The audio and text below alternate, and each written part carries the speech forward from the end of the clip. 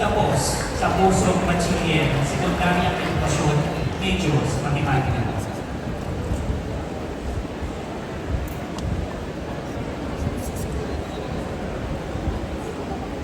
Sa minamahal nating talentado na ating Pangulo, Antas Ireneo Alvaro Jr., sa galang-galang ng mga obispo, sa mga kasapi ng pamahalaan, D.S. Cancio, D.S. Tequila, sa pamumuno ni Mananggol Ubalito, Johnny Carlos Jr., mga pangalawang Pangulo, B.P. Willie, B.P. Gladys, B.P. Tess, sa punong abala ng programa ito, Sir Delwin, sa mga dekano,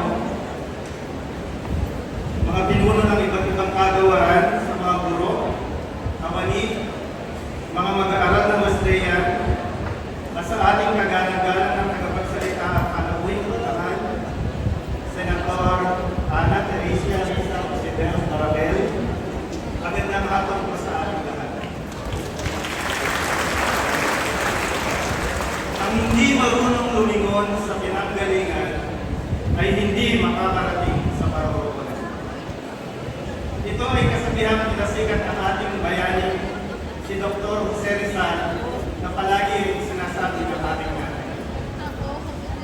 Ngunit ano nga ba ang tunay na kahulugan at mensahe na nais parating ng salikain? Ito ay nagpapaiwating ng kahalagahan ng pagdalaw ng utang na loob at pag-alala sa pinagmulan. Pinag-uunawa nito na importante ang pagpapahalaga sa mga karanasan at pagsubok na pinagdaanan bago nakamit ang tagumpay. Unang-una natin dapat pasalamatan ang ating Panginoon sa kanyang gabay at biyaya nakamit natin ang tagumpay. Pangalawa, ang ating sarili. Sa mga pagkakataong gusto na natin sumuko dahil sa kakulangan ng suporta at sa hirap ng pinagdadaanan, ay nagpatuloy pa rin tayo. Hindi dahil sa katigasan ng ulo, kundi dahil sa mga pangarap na minsan ay tayo lamang ang naniniwala na kaya natin magaling. Pangatlo, na dapat ating pasalamatan ang Wesleyan, ang ating alma mater. Kung hindi dahil sa Wesleyan, wala ako ngayon sa aking pinalalagyan. Dahil sa Wesleyan, ang misis kong si Nars Lampot ay nakapagtrabaho sa kagawaran ng edukasyon ng kakalatuan. Noong nakaraang taon lamang, nakapag-uwi ng pintong medalya sa ating bansa sa larangan ng Pedres Coaches, ang anak kong 10 taong gulang na si Hillary sa nilaroang ASEAN Beach Club sa Thailand. Sa nilaroang niyang Beach Club sa Thailand dahil sa suporta ng Wesleyan. Sayang nga lang at hindi gymnastics ang kanyang nalalaman. May kondo na sana kaming tutuluyan. Pero hindi ako nagwawala ng pag-asa kasi yung bunso kong si Liam, na siguradong mag-aaral din sa Wesleyan, nagsisirko-sirko na kahapon na. Susunod na dapat nating pasalamatan ang mga taong nakasama natin sa paglalakbay.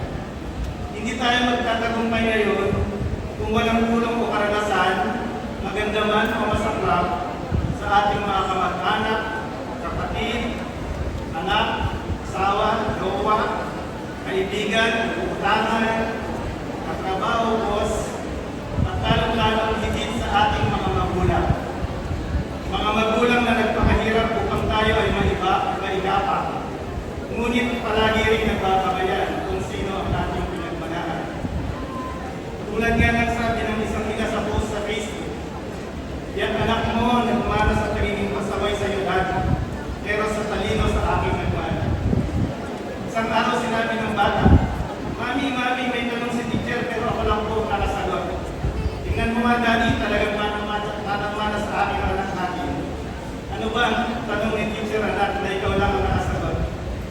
Sino ang walang assignment sa inyo? Bukod sa ating mga magulang, sino pa ba ang ating pinagkakautaran ng loob sa pagtagumpay na ito? Ang mga tao sa Wesleyan, ang mga kawani, mga kamag-aral, mga dekano, pangulo, mga pangalawang pangulo, at higit sa lahat, ang mga nasa registrar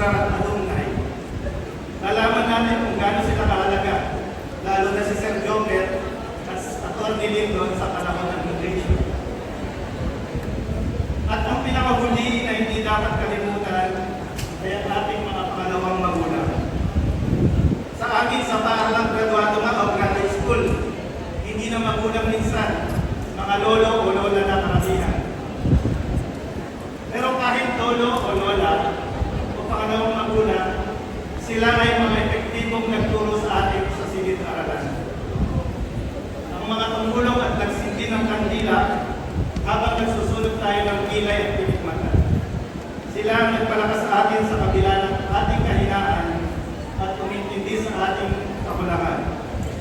Ang ating mga dakilang guro. Bilang pagtatapos, hayaan niyo akong basahin ang paborito kong ginawang tula bilang pagpupunggay at pasasalamat sa ating mga guro dito sa Wesleyan. Pinamagatan ko itong bakit. Bakit kailangan gumising ng maaga? Bakit kailangan matulog ng umaga na? Bakit kailangan maging masipag ka? Bakit kailangan mo mag-aral kahit tapos ka na? Bakit kailangan magalit kung may mali kang nakita?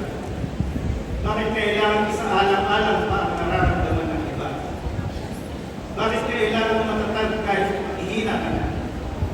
Bakit kailangan maging masaya kahit malungkot ka? Bakit kailangan mo madalas sa sakripisyo ang pamilya? Bakit kailangan may oras sa iba, sa asawa o kasitahan ay kulang o minsan ay wala pa? Bakit kailangan magkunwaring magaling kahit may sakit ka? Bakit kailangan magkasakit na kung minsan ay grabe ka? Bakit kailangan magpakasakit o magpakahirap dahil lang sa karungkot na kita? Alam ko kung bakit. Kasi pinili mo